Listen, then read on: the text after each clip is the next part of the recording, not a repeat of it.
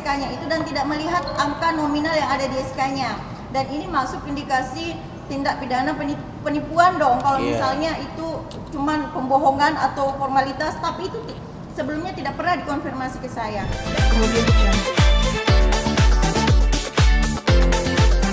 Ada orangnya, ada masanya, ada waktunya. Tunggu tanggal mainnya untuk waktumu. Terima kasih. Mungkin itu penegasan dari kami, tim hukum Rasman Arif Nasution, untuk ijazah palsu dan penghinaan-penghinaan yang lain yang dianggap dilecehkan dan segala macam. Mungkin suatu saat semua akan berbalik kalau kita yakin, sabar dan ikhlas dalam ujian ini. Semoga hukum Allah akan datang buat mereka-mereka yang zolim. Baik. Ya, insya Allah. Saya tidak boleh sebut tanggal, hari, jamnya ya. Tapi insya Allah dalam minggu ini naik sidik. Laporannya sendiri terkait apa? Saya baru diperiksa sekali ya. Ya. Itu pun heran saya, kok Bu Ida ikut terlapor. Bu Ida kan pengacara saya. Kenapa Bu Ida ikut dilaporkan? Baru sekali saja. Laporan Samsul terhadap saya. Ya dia nggak tamat SD bang. Iya. Jadi nggak ngerti hukum. Ngerti hukum ya. Laporan Samsul terhadap saya di Polda Sumut itu juga menunggu gelar. Katanya ada penggelapan. Nah, begitu nanti tidak terbukti, saya kejar balik kan. Laporan Samsul terhadap saya dugaan ijazah palsu besok. Laporan Denis. Iya. Insya Allah. Saya sudah tahu. Besok ya? Saya sudah tahu bagaimana. Tapi insya Allah dalam minggu ini naik sidik dan SPDP segera kita terima. Itu keyakinan saya.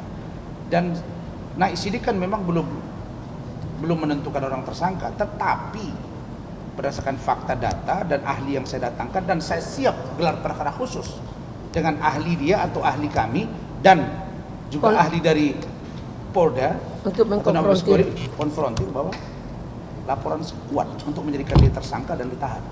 Laporannya terkait apa Pak? Pencemaran nama baik. Iya. Pencemaran nama baik. Iya, dia mencemarkan saya, mengatakan saya cabul. Ya, mengata-ngatai saya, ada semua. Nah, Denis. Coba kalian tanya kabar dia, kemana aja dia sekarang? Sudah kaya bang di Bali. Kemarin dia ke Turki liburan. Hah? Bukan, kan katanya gimana tuh? Pulang dia ke rumahnya kan. Sudah cuap-cuap 4 tahun pacaran, sekarang sudah hilang gitu. Nggak ada lagi. Nggak punya kawan lagi dia. Ya, waktu dipanggil pertama dia hadir, konfrontir dia tidak hadir. Ya hak dia hilang dong berarti kan. Nah, sedangkan yang lain-lain, Evi Susanti itu sudah saya record, ya proses laporan saya. Dan terhadap saudara Farhad itu kemarin penyidiknya bertelepon dengan saya. Ya, saya sudah katakan saya akan datangkan ahli baru digelar. Karena bebas dia datangkan ahli, saya datangkan ahli, nanti kita uji kan. Karena ada ahli yang meyakinkan. Meyakinkan kemampuan keilmuannya versi kita ya. Hah? Apa? Udah naik sidik. Sudah naik sidik ya Bu? Udah. Wah, itu laporan Bu Ida. Besok ada saya dipanggil untuk gelar. Besok. Jam 10. Di Polres Barat ya? Ya, Polres Jakarta Barat. Ini gelar perkara yang pertama kalinya. Teman-teman, kemudian begini terkait statement saya tadi, terindikasi jual beli ijazah, ini pasti mereka akan saya sudah siap dengan konsekuensi yang saya keluarkan karena ini untuk menyelamatkan alumni Universitas Ibnu Khaldun yang benar-benar kuliah. Jadi pasti mereka juga tidak akan tinggal diam terkait statement saya. Dan saya mohon teman-teman pers ikuti terus perkembangannya dan tolong memberikan informasi yang berimbang karena beberapa kali saya diliput tapi nggak muncul tuh di permukaan. Statement saya sudah berapa kali saya bilang ini kampus ini harus, sampai saya buat di channel YouTube, ini kampus harus didatengin oleh Ban PT, PPATK sampai KPK terkait gaji dosen yang tidak pernah dibayar. Itu sudah dilaporkan ya? Jelaskan Bu, sudah dilaporkan ke KPK. Jadi Haryanto dilaporkan ke KPK. Sudah pernah ke KPK, terus sudah pernah melapor ke Polda terkait gaji dosen tidak pernah dibayar sejak dia terima SK, termasuk saya 2019 18 saya dapat SK gaji dosen 2.500.000 per bulan itu di SK, dan itu ada 40 sekitar 50 orang dosen itu atau 47-an dosen itu tidak menerima uang, tidak pernah menerima uang sebesar itu sesuai nominal yang ada di SK-nya. Nah, kemudian pihak Universitas Ibn Khaldun beralibi bahwa itu katanya hanya formalitas. Ya tidak boleh begitu dong.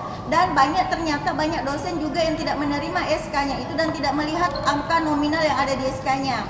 Dan ini masuk indikasi tindak pidana penipuan dong kalau misalnya itu cuman pembohongan atau formalitas, tapi itu sebelumnya tidak pernah dikonfirmasi ke saya. Dan banyak dosen, ada 50 dosennya, dan ini kita sudah pernah laporkan tapi nguap. Malah teman-teman pers nggak ada juga yang tuh terkait berita itu nggak di show up ke media.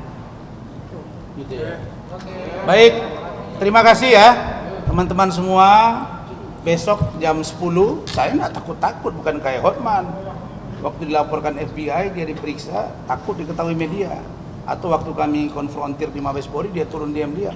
Saya datang besok. Waktu dilaporkan Jam pornografi, 10, porno aksi. iya. Jam 10 di Bareskrim Mabes Polri di Tipidum tentang dugaan ijazah palsu. Ya, Direktorat Tindak Pidana Umum. Jam 10 pemeriksaan saya ya terkait katanya itu dugaan pemalsuan surat. Besok saya akan jelaskan semuanya. Itu tandanya kita gentle ya. Setelah itu kita akan minta datangkan ahli kita, kemudian kita minta gelar. Nah, baru nanti diputuskan. Dan insya Allah saya yakin SP3 karena tidak perlu tipu muslihat untuk mencari kebenaran. Oke, terima kasih. Wassalamualaikum warahmatullahi wabarakatuh. Selamat sore.